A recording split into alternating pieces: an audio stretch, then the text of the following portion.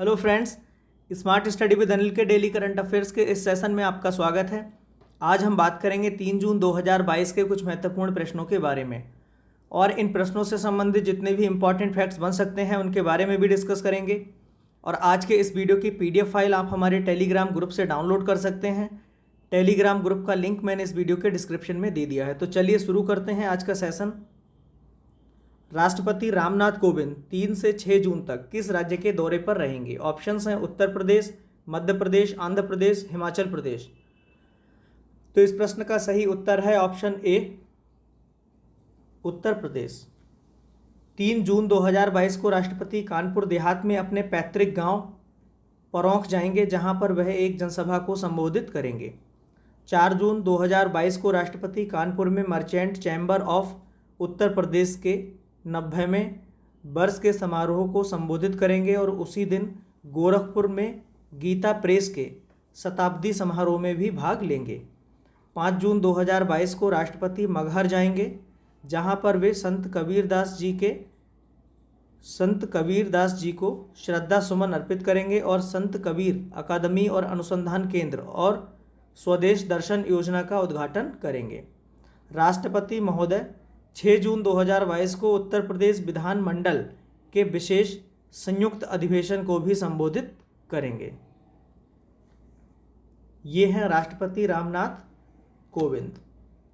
अगर हम उत्तर प्रदेश की भारत के मैप में लोकेशन की बात करें तो ये है मैप में उत्तर प्रदेश। अब उत्तर प्रदेश के बारे में बात करेंगे कि उत्तर प्रदेश जो है वो किन किन राज्यों को टच करता है। अगर हम मैप से देखें तो उत्तर प्रदेश उत्तराखंड राज्य को टच करता है। इसके बाद ये यहाँ पे हिमाचल प्रदेश को टच करता है, हरियाणा राज्य को टच करता है और एक केंद्र शासित प्रदेश जो कि दिल्ली, इसको टच करता है। इसके बाद ये यहाँ से यहाँ तक क्या है, ये राजस्थान को टच करता है। इसके बाद ये मध्य प्रदेश को, ये जो लाइन है ये मध्य प्रदेश राज्य को। इसके बाद ये यहाँ से ये छत्तीसगढ़ को, फिर इसके बाद ये झारखंड यहाँ से, देन ये बिहार राज्य को टच करता है। तो अगर हम इसमें कितने राज्य और केंद्र शासित प्रदेश को टच करता है तो उत्तर प्रदेश जो है वो भारत के 9 राज्य और केंद्र शासित प्रदेश को टच करता है। और इसमें अगर हम देखें इसका अंतर्राष्ट्रीय सीमा ये किसके साथ साझा करता है? नेपाल के साथ। बढ़ते हैं अगले प्रश्न की ओर।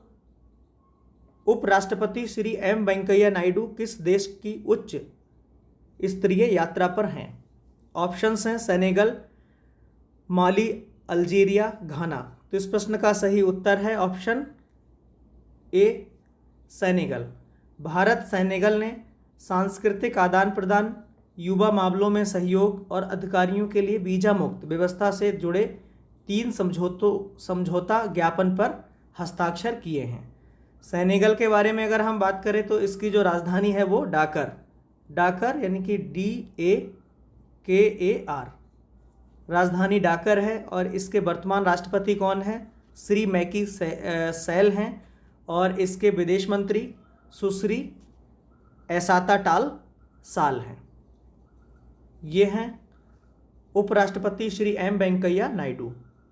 अगर हम सेनेगल की विश्व मैप में स्थिति की बात करें तो ये जो रेड कलर से शो हो रहा है ये है सेनेगल, जो कि अफ्रीका कॉन्टिनेंट में पड़ता है। बढ़ते हैं अगले प्रश्न की ओर। अभी हाल ही में 2 जून को भारत के किस राज्य ने अपना स्थापना दिवस मनाया? ऑप्शंस हैं तेलंगाना, उत्तराखंड, झारखंड, आंध्र प्रदेश। तो इस प्रश्न का सही उत्तर है ऑप्शन ए, तेलंगाना। भारत का 29वां राज्य तेलंगाना की स्थापना आंध्र प्रदेश से अलग होकर 2 जून 2014 को हुई थी। हैदराबाद को 10 साल के लिए तेलंगाना और आंध्र प्रदेश की संयुक्त राजधानी बनाया गया था। तेलंगाना की अगर हम बात करें तो इसकी राजधानी हैदराबाद, इसके वर्तमान राज्यपाल तमिलसाई सौंदररंजन और इसके वर्तमान मुख्यमंत्री के चंद्रशेखर राव हैं। और आंध्र प्रदेश की बात करें तो इसकी राजधानी अमरावती घोषित की गई है। इसके राज्यपाल विश्वभूषण हरिचंदन हैं और इसके मुख्यमंत्री वाई.एस. जगन मोहन रेड्डी हैं।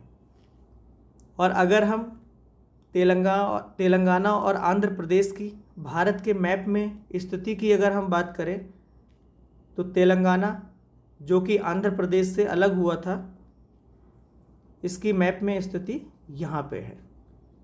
ये रहा आंध्र प्रदेश और ये रहा तेलंगाना। बढ़ते हैं अगले प्रश्न की ओर। भारत और इजराइल दोनों देशों के रक्षा मंत्रियों की द्विपक्षीय बैठक का आयोजन कहाँ किया गया? ऑप्शंस हैं भोपाल, बेंगलुरु, जयपुर, नई दिल्ली। तो इस प्रश्न का सही उत्तर है ऑप्शन डी, नई दिल्ली। दोनों देशों के रक्षा मंत्रियों ने भविष्य की प्रौद्योगिकियों तथा रक्षा सह उत्पादन में अनुसंधान एवं विकास पर ध्यान देने के साथ साथ रक्षा से संबंधित सभी क्षेत्रों में सहयोग बढ़ाने के तरीकों पर चर्चा की।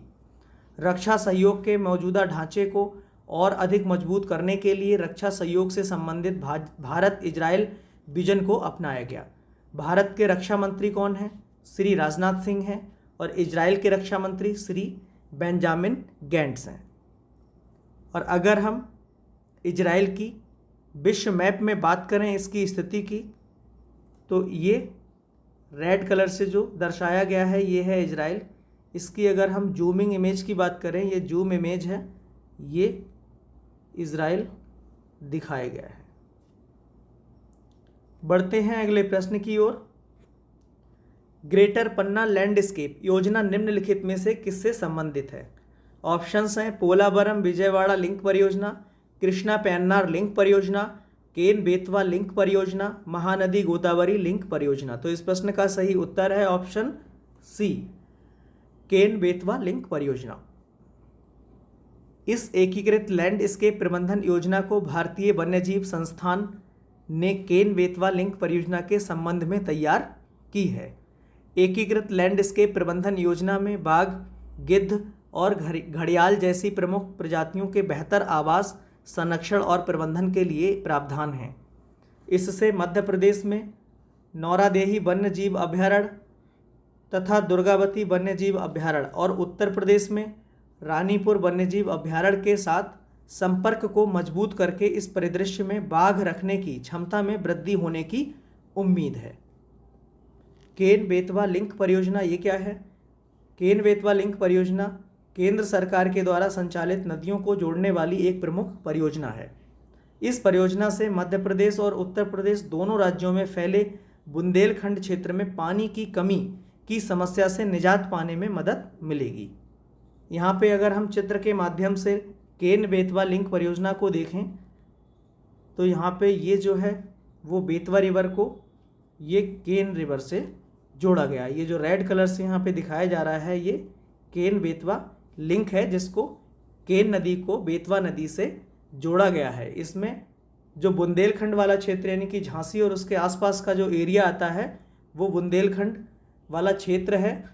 इसमें इस परियोजना से क्या होगा, जो सूखाग्रसित क्षेत्र हैं उसमें जो समस्याएं हैं उनसे निजात मिल जाएगा। बढ़ते हैं अगले प्रश्न की ओर।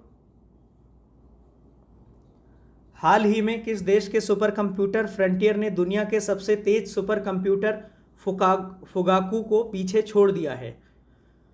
ऑप्शंस है अमेरिका, जापान, भारत, सऊदी अरब।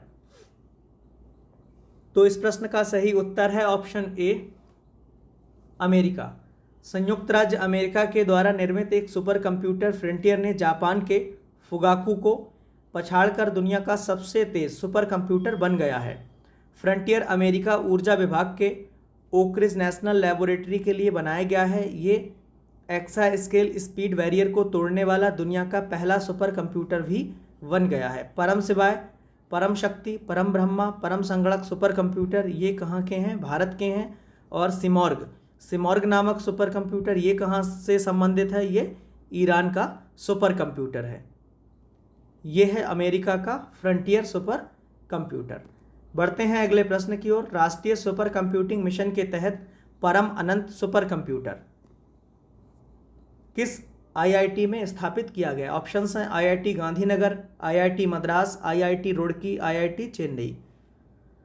तो इस प्रश्न का सही उत्तर है ऑप्शन ए, आईआईटी गांधीनगर। केंद्र सरकार ने देश में विकसित 838 टेराफ्लॉप्स की क्षमता से गणना करने में सक्षम परम अनंत सुपर कंप्यूटर आईआईटी गांधीनगर में लगाया है। उच्च क्षमता का ये सुपर कंप्यूटर 838 लाख करोड़ गणना प्रति सेकंड कर सकता है। सरकार ने इससे पहले 12 सुपर कंप्यूटर विभिन्न शिक्षण संस्थानों में लगाए हैं। परम अनंत सुपर कंप्यूटिंग सुविधा संस्थान में विज्ञान और प्रौद्योगिकी के विभिन्न क्षेत्रों में अनुसंधान एवं विकास गतिविधियों को आगे बढ़ाने के हेतु आईआईटी गांधीनगर के लिए काफ़ी फायदेमंद होगा। ये है परम अनंत। बढ़ते हैं अगले प्रश्न की ओर। हाल ही में किस राज्य ने खिलाड़ियों को राजीव गांधी यानी मेजर ध्यानचंद खेल रत्न पुरस्कार देने की घोषणा की है? इसको पहले क्या राजीव गांधी खेल पुरस्कार के नाम से जानते थे, लेकिन अब इसका नाम चेंज करके मेजर ध्यानचंद खेल रत्न पुरस्कार कर दिया गया है। ऑप्शंस हैं महाराष्ट्र, मध्य प्रदेश, राजस्थान, गुजरात। तो इस प्रश्न का सही उत्तर है ऑप्शन सी यानी राजस्थान। राजस्थान के बारे में जान लेते हैं। राजस्थान, इसकी राजधानी जयपुर है। इसके वर्तमान मुख्यमंत्री कौन है? अशोक गहलोत हैं। इसके वर्तमान राज्यपाल कलराज मिश्र हैं। लोकसभा सीटें कितनी हैं? 25 हैं राजस्थान की। और राज्यसभा सीटों की अगर हम बात करें तो कितनी हैं? 10। हाल ही में रामगढ़ विषधारी टाइगर रिजर्व राजस्थान राज्य का चौथा टाइगर रिजर्व बना, जो कि देश का 52वां टाइगर रिजर्व है। दुनिया का तीसरा सबसे बड़ा स्टेडियम राजस्थान के जयपुर में बनाया जाएगा।